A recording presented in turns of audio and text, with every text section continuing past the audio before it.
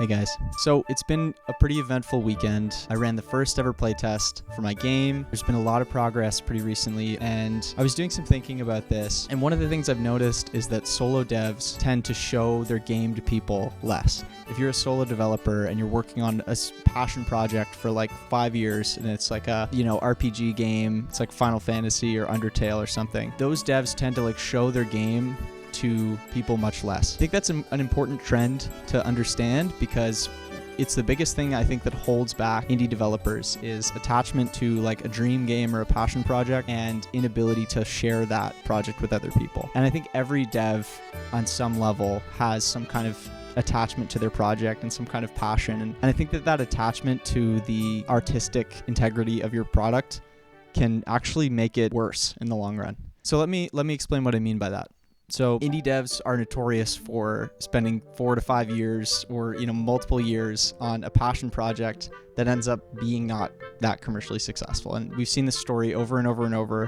If you look at any advice on marketing games or like making games in the current Steam marketplace, the biggest thing you see online is don't make RPGs, don't make pixel art platformers, make games that Steam players right now want to play, right? So if you read How to Market a Game, like Chris Zukowski's blog, he'll talk a lot about how like survival games, crafting games, simulation games tend to do way better on Steam than the kind of games that a lot of developers like grew up playing. So things like RPGs or platformers. And the reason I think that's so important for devs to understand is that the most tempting thing to do as a game developer is make a passion project that is fueled by nostalgia from games that you played as a child. Because that process will usually lead you to be like less nimble as a developer and get stuck on a single project that might not even be market validated or play tested very well. And the reason I want to focus in on this is that I personally started playtesting my game this weekend on the Discord server. The playtest was so awesome because of all of you guys on the Discord server showing support for the game and being excited to try it out. There was a lot of bugs, a lot of soft locks, and people kept getting stuck, and the game kind of didn't really work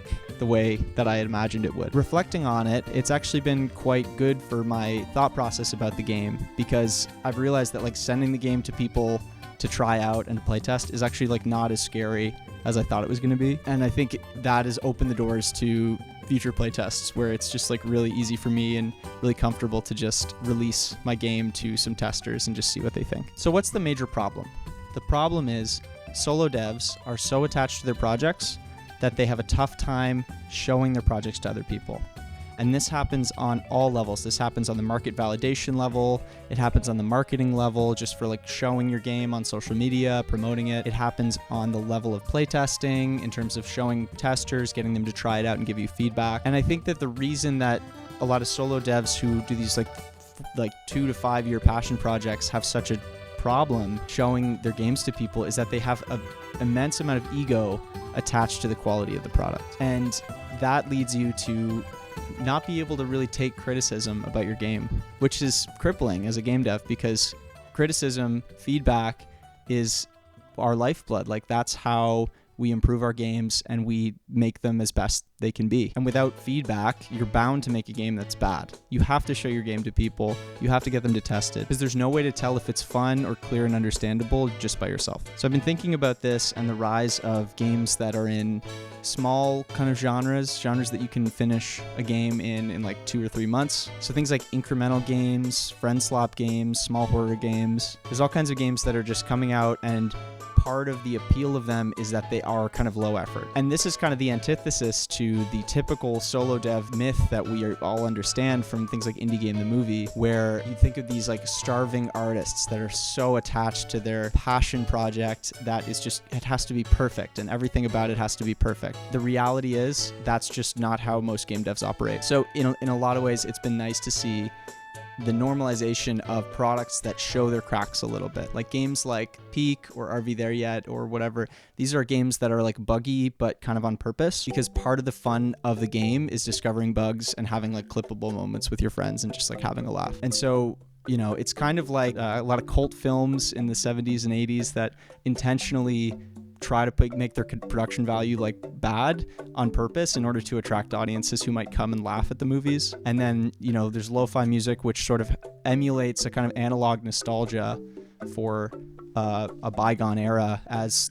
music production practices became digitized in the 90s. I think in the game space, we're seeing an equivalent to that, where games that are intentionally buggy and intentionally show their cracks are doing really, really well right now. I think part of this has to do with like the rise of AI generated content, where people feel that if a game shows some kind of authenticity or shows some kind of flaws, then it's a stark contrast to AI generated like Sora 2 slop content that they see on TikTok, where because it has some kind of flaw in it and it has bugs and it has goofy character models that clip into each other, players feel that there's like a human element to that game. So what kind of kickstarted this thought process for me is reading this week's Chris Zukowski article. So How to Market a Game. If you're not familiar, Chris Zukowski is like the premier writer on indie games. He has this blog called How to Market a Game. You should definitely check it out if you're interested in the indie games market.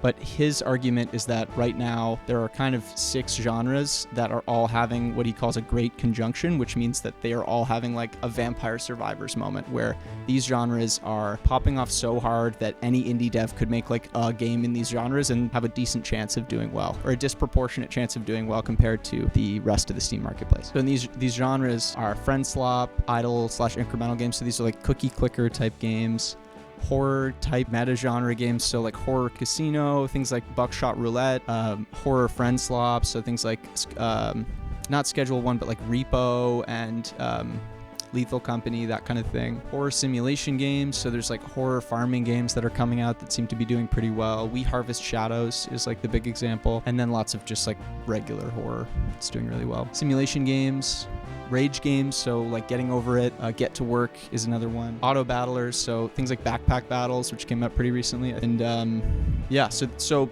his point in this article is that if you're one of these solo devs who's like a starving artist and making a project that's lasted 3 years and it's your creative vision and it's like you're putting your heart and soul into it, it might be time to take a break and start to pursue something that is a smaller project that can be a little more successful, maybe in a genre that has higher upside and lower risk. When I initially read this article, I was a little critical because I thought, well, okay, I mean, sort of like a market approach to making games, it kind of feels a little soulless to say, oh, stop making your game, go make something like Friendslop. But I think that the more I thought about it, the more I realized that the appeal of these games is that they are a little bit human and a little bit flawed. I think that is an honesty that solo devs could learn from, which is being able to release a game that is like flawed and it's acknowledged that it's flawed is something that solo devs could really learn from. Because at the end of the day, if you're making a game for like 6 years and it's going to be the next Undertale or it's going to be the next Binding of Isaac, chances are you're also having a tough time showing that game to people. Because part of being a starving artist indie dev is the pure commitment to your craft and ignorance of the market and ignorance of like the conditions in which you're releasing that game into. In a way, by doing that, you're kind of intentionally ignoring players, because you're saying, I don't really care what Steam is going to buy. I don't care what players want to play. I just care about my creative vision, which is a very egotistical perspective to take as an artist. And I think that when you detach your ego from your art, it becomes so much easier to make great art, because you start to be comfortable showing your art to people and collecting feedback about it. And that's definitely something I learned this weekend with showing my game to all the playtesters, because when I showed it to them, it was completely bugged. There was every player who tried it got soft locked and like couldn't continue. The tutorial was completely messed up. You could like open a pop-up underneath the tutorial and like completely lock yourself out of progressing. But through that process, I've become more comfortable showing it to people, collecting feedback, and I'm really confident that next playtest is going to be even better, because I have lots of stuff to work on with the game, and I've been able to like pinpoint some very clear issues that need my attention. So I just kind of wanted to rant about that today. TLDR, if you're a solo dev and you're making your dream game, just think about whether you're comfortable showing that game to people. And if you're not, maybe ask yourself, why not? Because it's really important to detach your ego from your art, or otherwise that art just might fail. It might not be as best as it can be. So if you really, really care about your art, and you're really a starving artist, and you really have passion for what you do, and you're going to be comfortable showing your game to people, even if it doesn't look very pretty, or even if there's bugs. But yeah, let me know if you agree with this, and if you're a solo dev, I'd love to hear about your game. Check it out in the comments. I also want to give a quick shout out to the Discord server and all the support you guys have had for the game in the past little while. It's been really amazing to see all the people come in to the Discord and just be part of the community and chat about the game and other stuff that they might be working on. So thank you guys. If you're interested in checking out the game, go give it a wish list on Steam. It's called DeckTerra. It's a roguelike deck builder with elements of games like Civilization. So if you like 4X games or Slay the Spire, definitely go check it out, give it a wish list. And if you want to be part of the next playtest, check out the link in my bio to join the Discord server. All right, thanks guys.